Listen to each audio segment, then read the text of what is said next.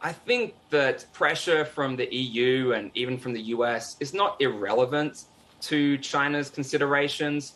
But in terms of whether Beijing and particularly Xi Jinping individually steps up to play a bigger role, I think that's not going to be the result primarily of pressure from anybody else. It's going to become more likely if the Chinese economy starts really suffering from the economic fallout of the war in Ukraine and also from Western sanctions.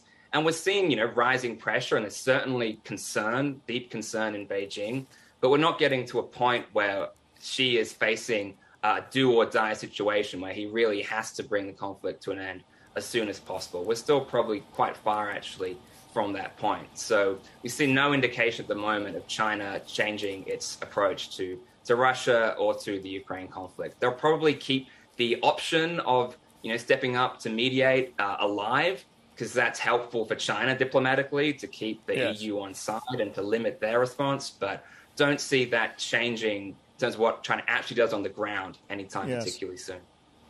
Neil, Beijing has positioned itself as neutral throughout this crisis, but hasn't overtly criticised Russia. Many diplomats in the EU believe that's a position that's increasingly untenable. So do you think the summit will be something of a tipping point where Beijing is forced to get off the fence? I think it might be a tipping point more for the EU than for Beijing. I don't think that this summit will push Xi and the Chinese leadership to suddenly step up when it comes to Russia. But I do think that Beijing is underestimating the importance of this issue for the EU.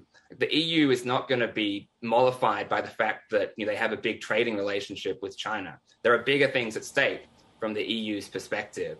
So, I think it could certainly be a tipping point, or at least an inflection point maybe, for EU views on China. I don't think they're going to flip overnight.